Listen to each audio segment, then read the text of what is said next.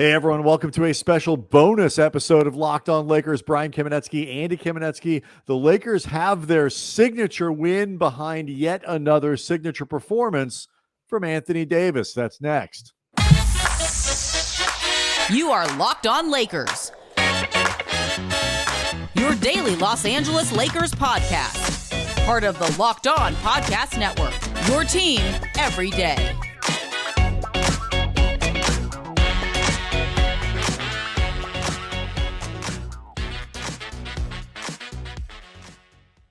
Thanks to everybody for making Locked On Lakers first listen of every day, Monday through Friday. And as you know, sometimes now on Saturdays, if the Lakers do things like beat the Milwaukee Bucks in Milwaukee 133-129, giving themselves a signature win of this season, last season, like all the seasons. Locked On Lakers on YouTube, and you know where to go for all this stuff. Andy, dare I say, this is the first time in a long time that Lakers fans might be genuinely excited about the Lakers after what they did on Friday.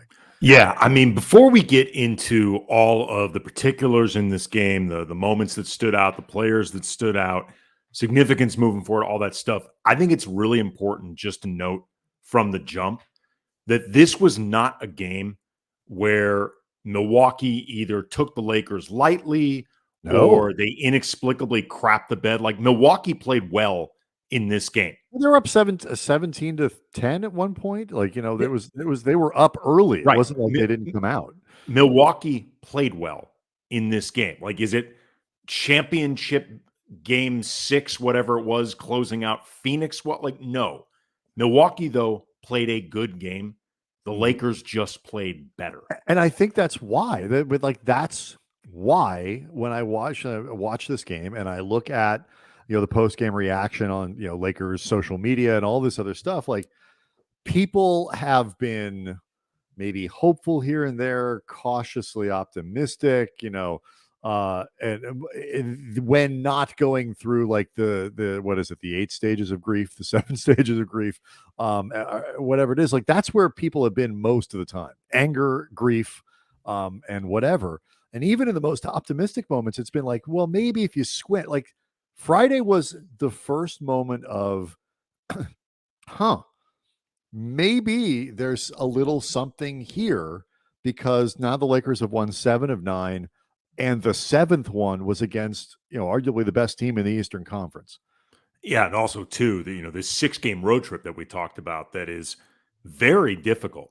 Like, it's 5 solid to very good Eastern Conference teams, and then Detroit at the end, but that's when you're most tired. Yes. So sometimes that can be the one that slips away. You and I had talked before on Friday's episode, the regular episode, about just what would constitute a good road trip. And to me, it was 3-3, because 3-3 is good for upper echelon teams that go on a difficult road trip. You split a road trip, even if you are a legit contender, for the most part, that's a pretty solid road trip. The Lakers now have put themselves in a position to make it 3-3, maybe 4-2, because this was not one of the wins that I had been counting on at all for them to potentially bank. Like, I thought they could maybe play well against Milwaukee, like that they could have a good showing and still lose. But this was not one of the wins that I counted on. So they are already ahead of the curve in terms of sort of the realistic best case scenario for this road trip. It's huge, depending on what comes next, depending on if they capitalize on it. Yeah, now go out, turn that momentum into something against Washington on Sunday. And this one was another game that was won behind Anthony Davis. Like, this has become a real trend. 44 points, Andy, 10 rebounds, 4 assists. And he also threw in 3 blocks just for fun. This is on 18 of 27 from the floor, 6 of 7 from the line. He even hit 2 of 3 3-pointers, which is not something that he has done a lot of over the course of this season. AD, in his last 8 games, when this tear kind of began, 33 points, 15 and a half rebounds, 3 blocks, 63% shooting. Um, oh my God. Like it is, I tweeted this out at Cam Brothers. Like a lot of things matter in winning and losing basketball games. There's no question about that. It's amazing how much less they matter when Anthony Davis does what he did on Friday. Like Anthony Davis, this papers over all kinds of shortcomings that the Lakers might have and little things. And this is something we've talked about. Like nothing matters more than Anthony Davis and how he performs. And this guy has been unreal. Yeah, absolutely unstoppable. Reading a tweet from Mike Trudell at Lakers Reporter, does the sideline reports for the Lakers, and said afterwards, quote, LeBron said it's clear AD is the number one option, and he's been flourishing. Direct quote from LeBron. We know it's our job every night to get AD going, get him involved, and it's AD's job to be assertive. He's been doing that, and we love it. And that is also something you and I have talked about, like the idea of not just AD being the most important factor for this team. It's they need to figure out the dynamics of running everything through him, where it is clearly him as the number one focal point of everything you look to do offensively and frankly, everything you are building around defensively, like that level of a franchise player. And AD has absolutely been, you mentioned the 10 rebounds. They were all in the second half. Yes. He actually, and I don't mean this as a criticism. It wasn't anything you'd be upset about because he had played so assertively and aggressively. He had no rebounds in the first half. I know. He had 23 points. But what's funny about that though, Andy, is like there was a rebound late in the game when I was going to make a joke about sort of, hey, but it's only, yeah, sure, he's got 40 points, but he's only got, 3 rebounds. And I looked up, he had 10. Like, that second half, it wasn't like he just got a couple. He got 10. It was just, he was unbelievable. Yeah. And just this, said it many times, this level of play is going to make the Lakers a much more formidable and, force to deal with, and maybe the team that they pictured themselves becoming when they made the Russell Westbrook deal. We're getting to Russ in a second because Russ had he had a really, really great game, period. Mm-hmm. But he had the emblematic play of the game that Darvin Ham singled out. But the foundation of this game, Brian, I thought was really built in the first half because they built a cushion for a Milwaukee push that you knew was going to come in the second half. And in the third quarter in particular, Milwaukee was just hitting every single three that they took. They regained the lead a couple times. But in that first half, we mentioned LeBron's, AD's 23 points. Russ had 9 points and 8 assists in the first half. LeBron 10, 5, and 4. But then you had the supporting cast, I thought, making some nice contributions. Troy Brown had 3 steals. He had an offensive rebound that led to a second chance basket. He had 4 rebounds in all. Wenyen Gabriel, 3 offensive rebounds, 5 boards in all. Austin Reeves, 5 points. Thomas Bryant, 4 points in less than 3 minutes. And the Lakers, these were 2 things. I had done Spectrum Sportsnet the night before the Lakers television partner, one of their studio shows. And 2 of the things I pointed out that the Lakers were going to have to do on the road against a team this good, they had to take care of the ball and they had to figure out ways to defend without fouling. In the first half, the Lakers had just 2 turnovers and 6 total fouls for Milwaukee free throws. And they kept that up in the second half too. Finished the game with only 4 turnovers. And I think Milwaukee went to the line 15 times. Like, that's just great work. That's really great work on their part. And it's not that Milwaukee didn't score points. They did. This was not a low-scoring basketball game. Milwaukee put up 130 points, but you can't make it easier for them. They didn't shut down Giannis Antetokounmpo. Giannis had a great game. Side note, it is absurd, the stuff. Like when you watch Giannis and Anthony Davis play against each other, it is absurd, these things that those guys can do at the size that they do it. Giannis had 40 points, 16 to 23 from the floor. Very similar line, by the way, to AD. Fewer rebounds, but more assists. Didn't have only had 1 block. But like the athleticism and the versatility that those guys display at their size is just stunning. Um, and there was a time, a couple, we're coming out of the bubble really, where you could have that debate of who's better. Is it Giannis? Is it AD or whatever? And Friday we got a view of like what that could be if it was happening all the time. Because since then, it has been no, clearly it's Giannis, but AD showed what that debate could look like again. And you talked about LeBron saying what he said about AD, and the other guys saying what they said about AD, and AD really, I think we wondered if this would be the case where when LeBron was out, if AD was getting the reps to sort of just get the muscle memory to be this guy every game. And I'm not talking 44 and 10 every day. That's a little that's a little much. That's prime wilt when the rest of the league was small. But just this guy, and it's as much a state of mind as it is and a feeling as it is, literally the production in the box score. But it's not like, LeBron wasn't hyper efficient, but it wasn't like LeBron was a non-factor in this. And so like when he talks about AD being the focal point, it doesn't mean LeBron isn't still a dominant part of the team. And whatever, he had 11 assists, moved past Magic Johnson, by the way, for on the all-time assist lists. He hit 3 of 6 3-pointers. He was a critical player down the stretch and all this stuff. Yeah, you start looking at other guys around and what they're able to do. Russ, you mentioned what he did with the 11 assists. He had a stretch in the first half when he came in, had assists on his first 5 possessions. Not in the first quarter. His first 5 possessions resulted in assists. And then, you talk about, the signature play of the game. That was Russell Westbrook hitting the floor late in the fourth quarter to get a loose ball from Chris Middleton. The Lakers take the ball the other way and they score a critical basket. I think put him up by 5.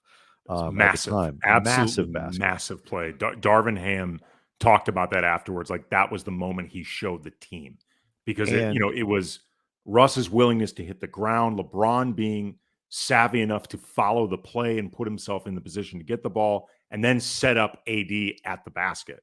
Like you had your 3 stars working in tandem, like doing things that required just effort and execution, basketball intelligence, like everything you'd want from your 3 stars happened in that moment. And so when you start to think about like what this win is, I mean, I think first of all, this win is, I understand LeBron's a veteran, AD's a veteran, Westbrook's a veteran. You got plenty of veterans on this team, even some of the young guys. It's not like they're playing a ton of rookies and stuff like that. It's guys who have been in the league a couple of years at least. This game, I think, whether they'll say it or not, does a tremendous amount for their belief in themselves and what can come. They did say it,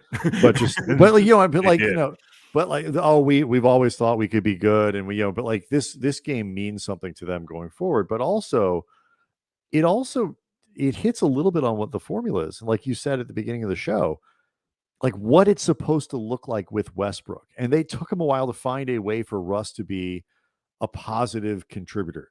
Friday, he was even more positive than he has been. It's one of his best games, period. Adopting the 6-man role. But it is a transcendent Anthony Davis. It's pretty damn good LeBron James. Lonnie Walker, you're hitting on that. It's internal improvement from somebody like Austin Reeves. And they still got a long way to go, and they're still 3 games under 500. But the West hasn't run away from them, and at some point, I don't know how many games you got to string together, winning them, playing very competitively or whatever, before you say, okay, like this is kind of what they are. I'm not quite there yet, but I am far more encouraged than I was 3 weeks ago that this is a real thing.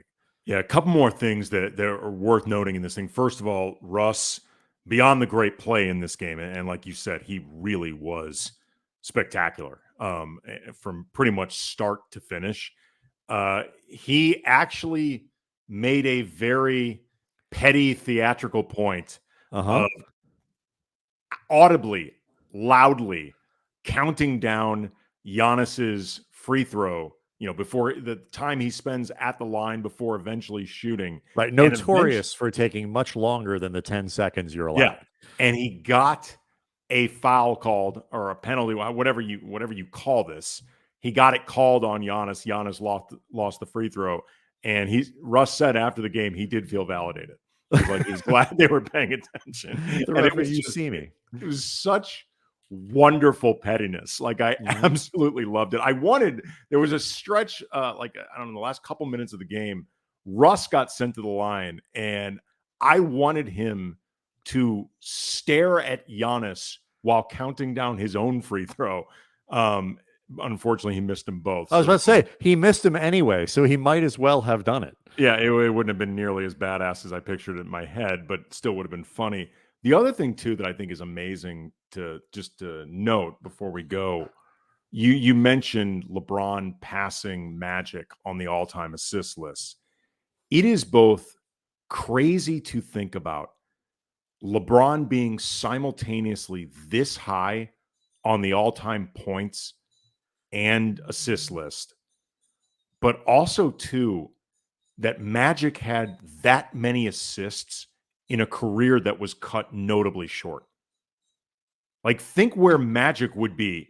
He would have lapped Stockton by hundreds of assists if he had played the 20 years, maybe thousands of assists. Oh, yeah. If he had played the 20 years that he really should have had, 18 seasons, whatever, as opposed to what was, cut short because of the HIV diagnosis. It's pretty staggering to think Magic is that high despite playing, I think, 12 seasons. Moral of the story, Andy, he was really good. Yeah. Really, really good. And LeBron, really, really good. Because like you say, not on those lists, by the way, just out of pure longevity. He is high up on those lists because he pumps out a lot of them assists. What was it? Ike Willis played 23 years and ain't on either one of these lists. All right. So much to look forward to. Sunday's game becomes very intriguing. Excuse me, Kevin Willis, not Ike Willis. Yeah. Well, I don't know how long Ike Willis played either. I also don't know who that is. So is that a real person?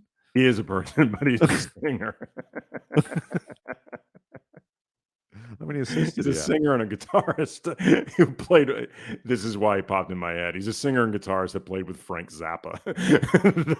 That's why he popped in. Nothing at all obscure about that. No, nothing at all. But no. Yeah. So, this makes Sunday's game really intriguing, not necessarily because the Lakers can or cannot lose. Washington is a competent team, certainly at home. But man, if you carry this through, in the same way that they responded to the Indiana game with a big answer against Portland, and then you come out and you respond again when kind of a show us something game, which they said, they wanted to win one for Darvin, returning to Milwaukee. Yeah. His post game, he began by mentioning every restaurant in Milwaukee, every cigar lounge, name checked 15 people. It's like he was laying the foundation for a mayoral run in 10 years. I mean, look, basketball's not forever, man. Get tired of the grind. So, now if you go in and you carry that through and you beat the Wizards and stuff like that, this is a thing. So people are going to be excited. One thing to watch, LeBron did turn an ankle in that game. And so keep an eye. The Lakers won't practice on Saturday. No surprise there, but keep an eye on LeBron's status. He didn't even come out of the game, just tied his shoes tighter. Like a man. Got out there, tied my shoes tighter. Let's do this. But yeah, I like a lot of Lakers fans, for the first time in a long time, I'm kind of excited to watch the next Lakers game. Yep. It's been a minute since I've had that feeling. So we'll see how this goes. Again, Locked on Lakers on YouTube is where you go to find the show and watch it. But Andy, before we leave, we must tell you. Well, about that this. Locked On Lakers is brought to you by Bet Online, your number one source for sports betting info, stats, news, and analysis. Get the latest odds and trends for every professional amateur league out there, from football to basketball to soccer and esports. They got it all over at betonline.net. And if you love sports podcasts, which of course you do, you're listening to one right now. On a You can Saturday, no less. Yep, you can find those at Bet Online as well. Always the fastest, easiest way to get your betting fix. So head to the website today or use your mobile device. Learn more about the trends in action. Bet Online, where the game starts. All right. See everybody Monday.